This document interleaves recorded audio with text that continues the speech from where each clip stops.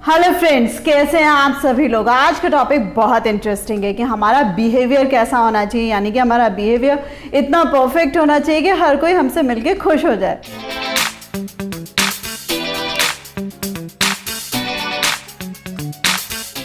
और फ्रेंड्स, ये जो बिहेवियर में अडैप्टिव नेचर की अगर बात करी जाए, छोटी छोटी चीज़ें सीखने की बात करी जाए, तो ये इतनी बड़ी चीज़ें नहीं है जिनको हम अपने बिहेवियर में शामिल नहीं कर सकते और दूसरों के चहेते नहीं बन सकते।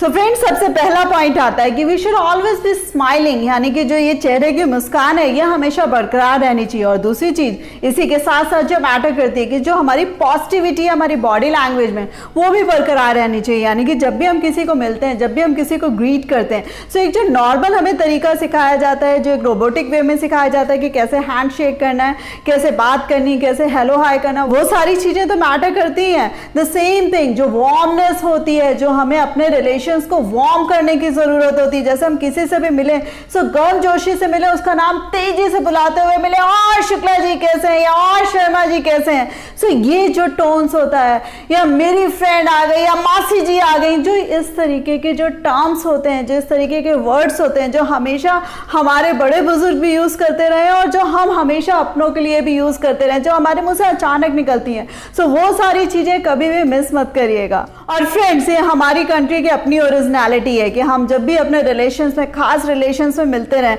सो हम ऐसे ही मिलते रहें। बट आज की डेट में जब हम सोफिस्टिकेशन की बात करते हैं, सो ये सारी चीजें कहीं ना कहीं मिस हो गई हैं। सो प्लीज, अगर बिहेवियर वाइज बहुत अच्छा होना, और यहाँ पर केवल बिहेवियर की बात नहीं हो रही, यहाँ पर दिल जीतने वालों की भी बात हो रही है। सो यहाँ पर आपको इस वार्मनेस का खास ध्यान रखना है। और उसी के साथ साथ फ्रेंड्स, जो सेकेंड पॉइंट आता है कि we should always know our limits, जिसे कहते हैं ना मर्यादा में रहना। हमेशा कहा जाता था कि मर्यादा में रहे। यहाँ पर जो मर्यादा का मीन्स है वो थोड़ा सा डिफरेंट है कि जब भी हम दूसरों से मिक्स हो रहे हैं, दूसरों से यहाँ मैं बात कर रही हूँ कि जब भी आप अपने बॉस से मिक्स हो रहे हैं या अपने सीनियर से मिक्स हो रहे हैं, हो सकता है कि कभी वो आपको चेक करने के लिए वो आपके साथ बहुत ही फ्रेंडली हो जाए या बहुत ही कैजुअल हो जाए, बट वहाँ पर भी आपको ध्यान रखना है कि आपको अपनी जो लिमिट्स है उनको क्रॉस नहीं करना है। आपको उसी तरीके से जो उनकी रिस्पेक्ट है या उसी तरीके से जो थोड़ा सा फॉर्मल बिहेवियर है उसको बनाकर चलना है कि आप कहीं भी इस तरीके से इतना ओपन ना हो जाए कि आप अपने आप को पूरी तरीके से रिवील कर दें या उनके साथ बिल्कुल ही फ्रेंडली बिहेव करने लगे, क्योंकि पता नहीं होता है कि किस पॉइंट पे उनको कौन सी बात बुरी लग जाए। और उसी तरीके से फ्रेंड्स, अगर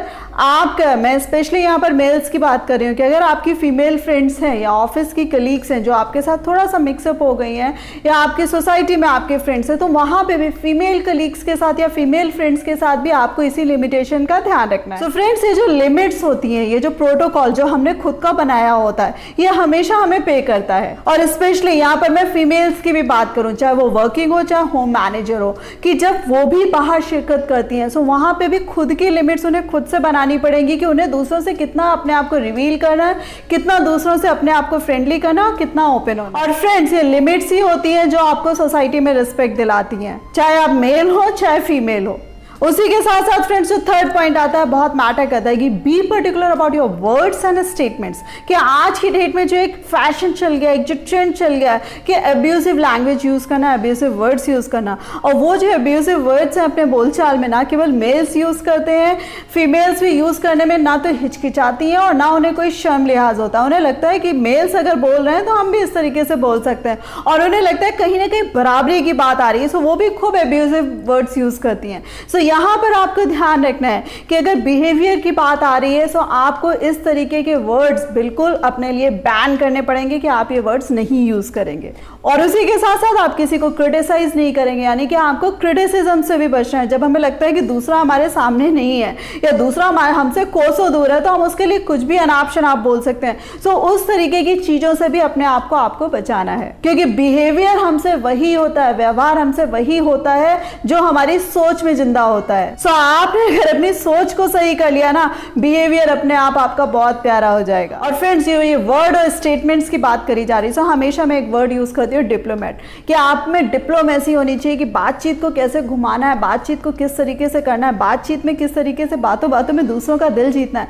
सो ये सारी चीजें आप में होनी चाहिए। और उसी के साथ साथ आप जब भी बात करें आपको बहुत एनालिटिकल होना चाहिए। जब भी आप कोई छोटा सा भी छोटा आंसर दे रहे हैं, वो लॉजिकल होना चाहिए और समय की नजाकत के अकॉर्डिंग होना चाहिए। और इसी के साथ साथ फ्रेंड्स, जो अपनी पर्सनालिटी में एक ऑनेस्टी होती है। अगर आपने वो ऑनेस्टी अपने आप में डेवलप कर ली, जो यूजुअली हमारे अंदर होती भी है, वो ऑनेस्टी कहीं ना कहीं हमारे बिहेवियर में भी झलकती है, यानी कि जो चीज़ हमारी नहीं है हमें उसकी चाह नहीं है। सो जब आपका इस तरीके का एटीट्यूड होगा, सो अपने आप वो आपकी बॉडी लैंग्वेज में भी आ जाएगा, आपके बिहेवियर में भी आ जाएगा कि आप दूसरों की चीज़ें हड़पने की या छीनने की कोशिश कभी नहीं करेंगे।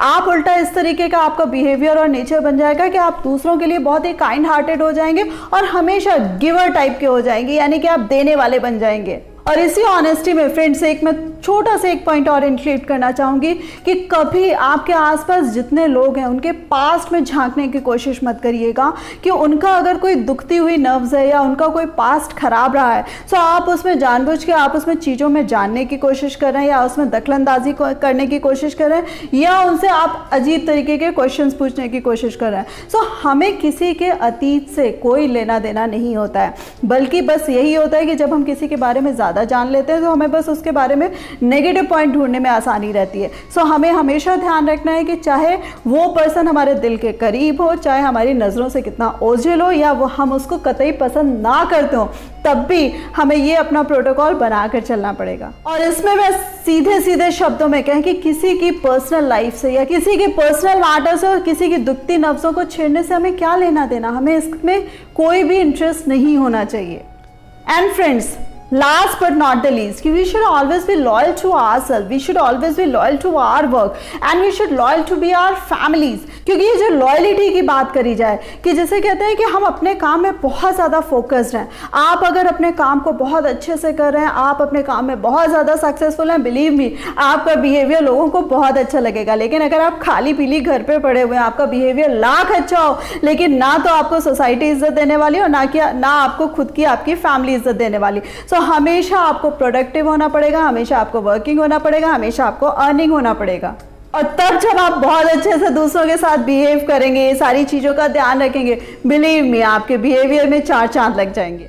एंड फ्रेंड्स, टॉपिक को समराइज करते हुए आपसे यही कहूँगी कि ये जो बिहेवियर में मैंने आपको ये 5 पॉइंट्स बताए हैं, इसमें कहीं भी कोई बुकिश लैंग्वेज नहीं थी, कहीं भी कोई बुकिश नॉलेज नहीं थी। और ये जो पॉइंट्स मैंने आपको बताए हैं, इसको आपने अगर अपनी लाइफ में इम्प्लीमेंट कर लिया तो वाकई आपकी लाइफ में मिराकल आ जाएगा। और इसको जब आप सुनेंगे ना तो बहुत ध्यान से सुनिएगा और नहीं है तो दोबारा फिर सुनिएगा, इन वर्ड्स की डेप्थ के लिए और इन व्यूज की डेप्थ को समझने के लिए। So hope my dear friends आपको मेरा ये वीडियो अच्छा लगा होगा। सो प्लीज इसको लाइक करना मत भूलिएगा, अपने फ्रेंड्स के साथ शेयर करना मत भूलिएगा और मेरे जिन फ्रेंड्स मेरे चैनल को अभी तक सब्सक्राइब नहीं किया सो प्लीज सब्सक्राइब कर दीजिएगा। So thanks a lot for giving me this much time.